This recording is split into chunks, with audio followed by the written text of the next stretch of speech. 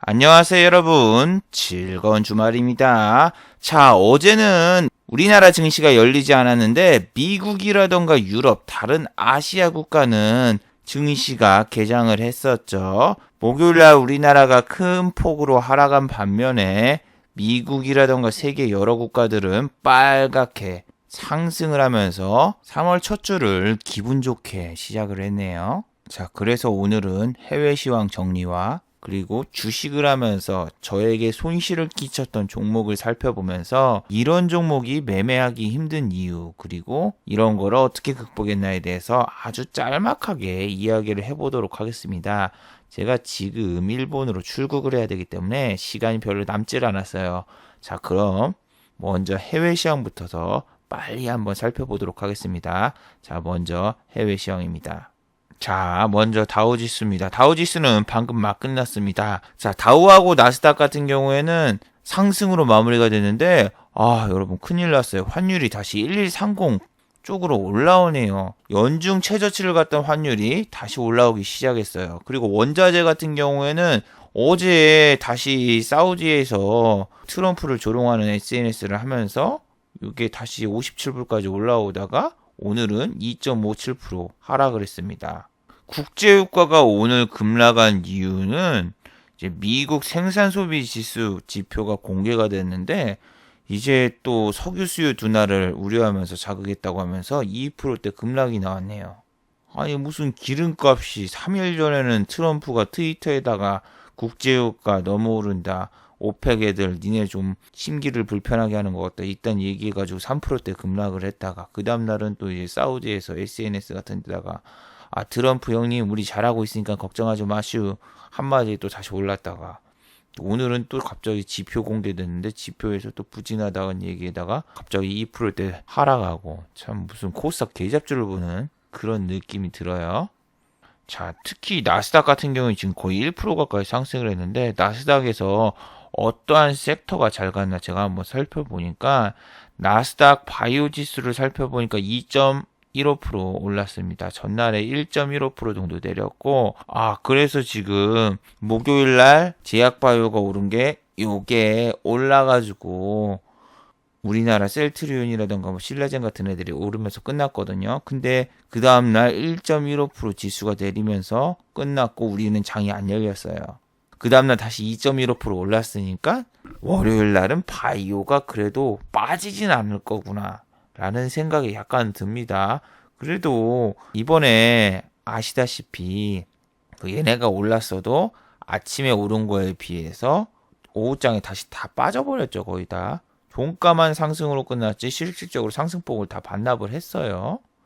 그래서 지수 자체가 내리고 있으면 투심이 약화되기 때문에 시장에 돈도 안 들어오고 그리고 미국이 지금 오른다고 해서 우리나라가 오른다는 법칙이 없죠. 지금 우리나라 같은 경우는 MSCI 지수, 중국 A 지수 편입이 늘어가면서 우리나라에 있는 증시 자금이 중국으로 넘어갈 수 있다. 그 이슈가 있기 때문에 단순히 요것만 보고는 섣불리 판단하기 힘듭니다. 그러니까 아침에는 무조건 관망을 하세요. 오후장에 슈팅이 나온다고 해서 그때 그냥 이렇게 그런갑다 하면서 좀 체크만 하면 되지. 그때 뭐 공략을 해야 되겠다. 뭐 이렇게 할 필요가 없어요. 왜냐하면은 얘네 나라가 지금 오늘 상승으로 끝났으면은 월요일 날은 반대로 하락으로 될 수가 있고 지금 같은 경우에는 야간 선물이 상승으로 이렇게 돼 있지만 월요일 날 장 시작했는데 여기가 야간 선물이 파랗다. 그러면은 이거를 이제 반영 받아가지고 우리가 하락으로 갈 수도 있고 또 이제는 중국 증시가 옛날에 개장하면은 우리나라가 올랐는데 중국 증시가 갑자기 이렇게 막 오르면은 얘네 나라로 자금이 가겠구나 하면서 하락이 올 수 있죠. 좀 개인적으로 아깝네요. 어차피 투매를 맞아야 된다면 오늘 맞으면 좋은데 왜냐면은 세계 증시가 좋으니까 이렇게 한번 촥 급락 나왔다가 다시 종가에 턴을 하는 그런 모습을 보여줄 수도 충분히 있을거든요. 매도 먼저 맞아야지 차라리 좋죠. 어차피 맞을 매면은 이게 희석되고 그러는데 지금은 세계 증시가 이렇게 좀 좋아도 우리 증시만의 악재가 있으니까 참 안타까워요. 자, 그리고 이제 트럼프 뉴스 뭐 있나 또 찾아보니까 뭐 어제 말씀드렸던 코인 비난 관련해서 이제 트위터에다가 여러 가지 뭐 글을 쓰고 뭐 하고 있다고 하는데 진짜 SNS 대통령 같아요. 옛날에 SNS 대통령 허경영 씨라고 있었는데 트럼프는 그거 현실 버전인 것 같아요. 현실에서도 대통령이면서도 SNS에서 트위터로 싸우고 대통령이 진짜 뭐 하는 짓인지 모르겠어요. 러시아 스캔들의 핵심 증인인 이 코인 씨, 이거 하나 때문에 지금 트럼프가 화나고 빡쳤다고 하는데 다행히 증시에 영향이 없는 게 다행이네요.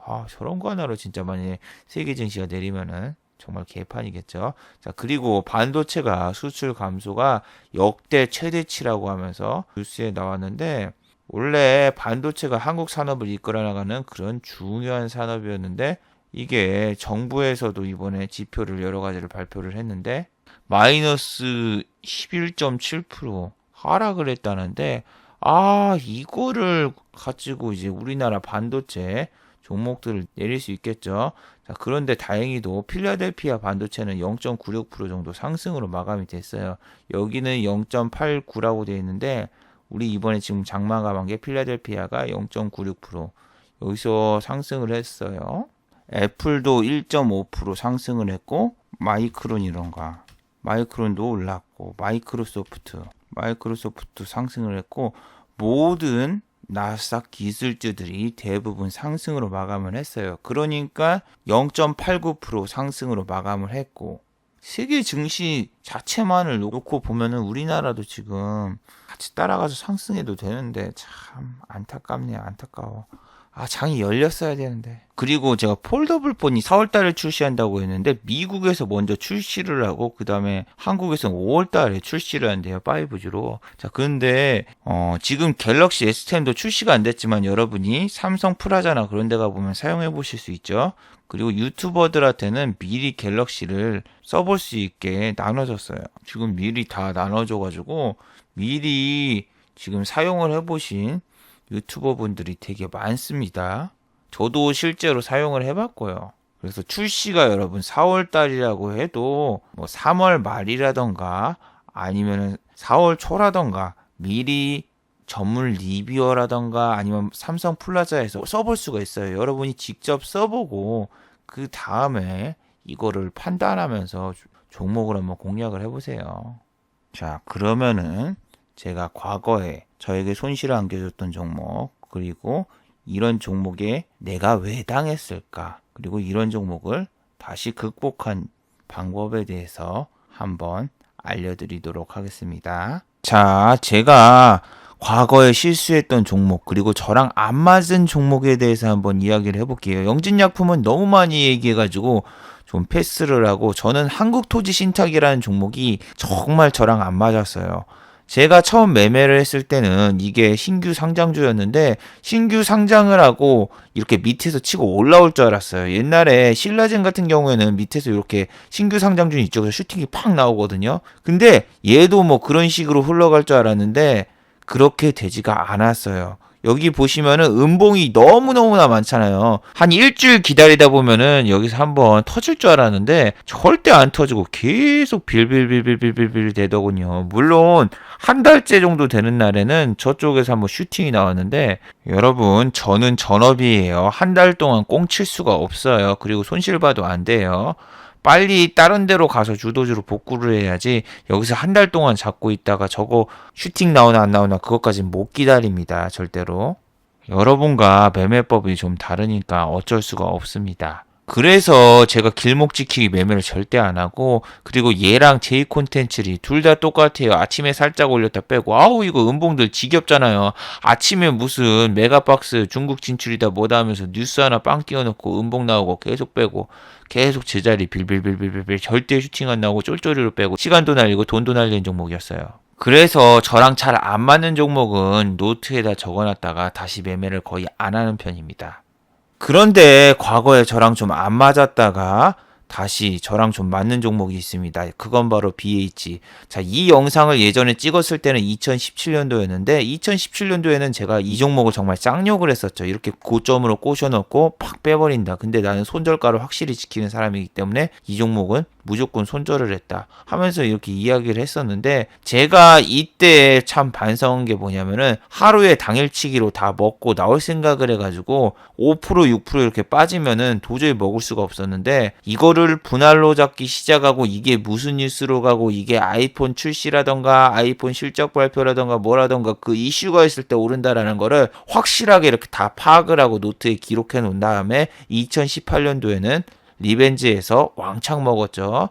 이 종목 같은 경우에는 제가 한국에서 장기 투자가 하기 힘든 이유, 이때 계좌를 다 까고 설명을 해드렸지만, 이때 2018년도에는 제가 BH하고 호텔신라 이 두 종목만 계속 공략해가지고 최고 수익률을 올렸었는데, 이 당시에도 이게 전부 다 BH 하나만으로 올린 수익이었었죠. 한두 종목만 계속 패면서 사골로 패고 매일매일 호텔신라와 돌아가면서.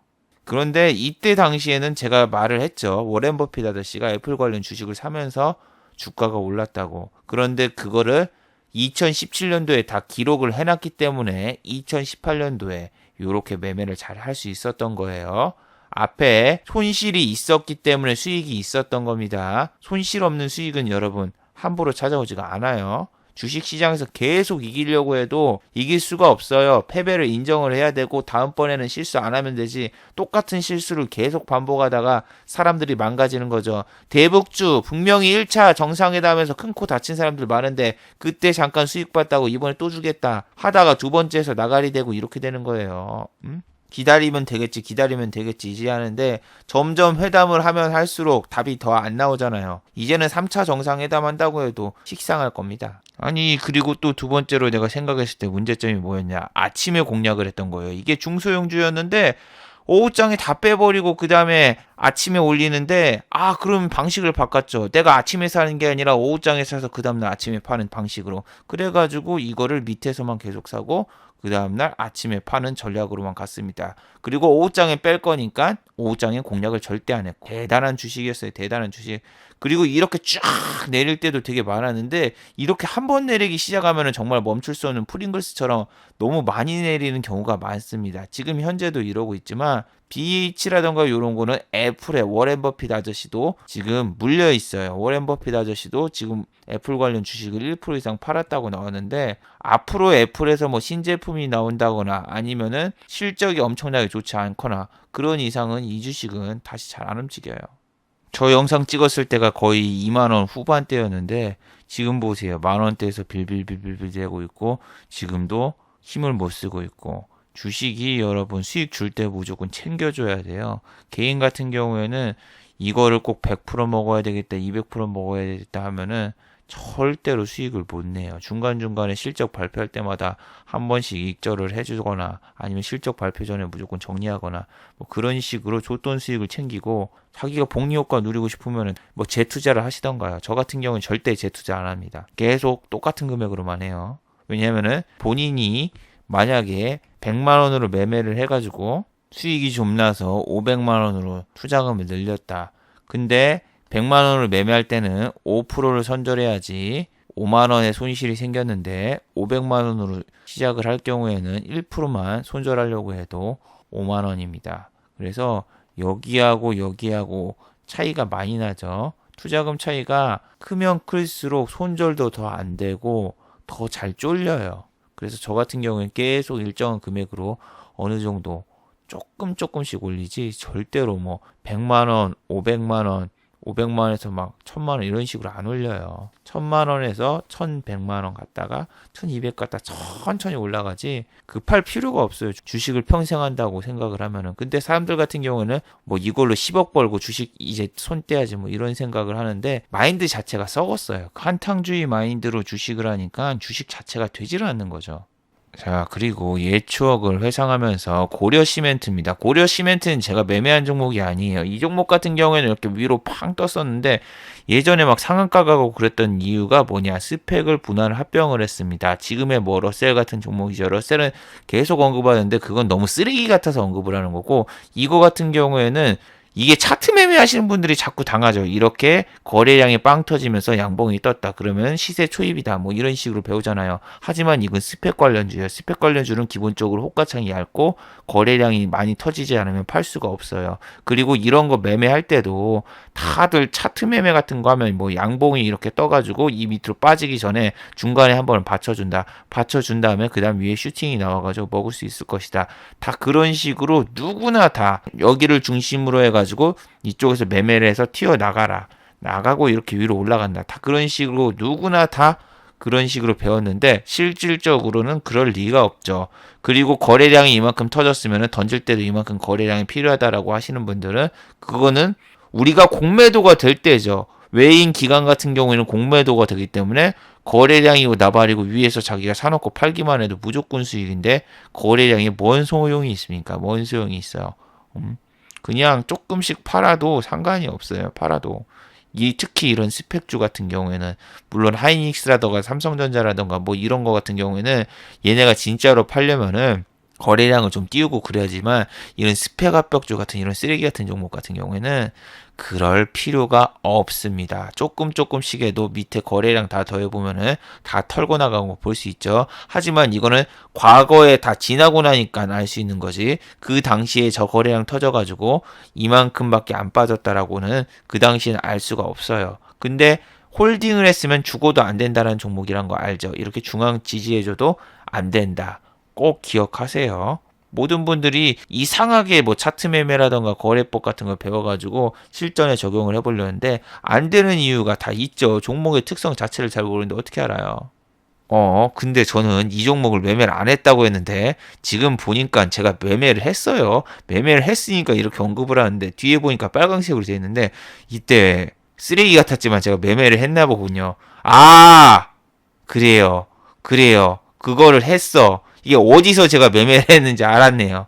자, 그리고 어제 영상에서 잘못 알려드렸습니다. 어제 루멘스가 아니라 제가 이지를 한다는 거를 너무 지금 해외 나가야 돼가지고 지금 제가 급하다 보니까 종목을 잘못 말씀드렸어요. 원래는 제가 대본을 하나하나 다 쳐가지고 그거를 다 읽으면서 이렇게 하는데 제가 지금 일본을 가기 때문에 바빠가지고 대본을 안 만들고 그냥 종목을 이렇게 묶어놓고 이야기를 하는데 그쪽에서 GV라는 종목과 루멘스를 두 개를 묶어놓고 그 다음에 이엔코리아하고 이지를 이렇게 묶어놨는데 이게 실적 발표에 대해서 이렇게 했는데 여기가 영업손실 해가지고 적자전환 이게 있잖아요. 이런 거 공시 같은 거. 그래서 걔하고 루멘스하고 빠진 게 비슷해가지고 제가 헷갈렸어요.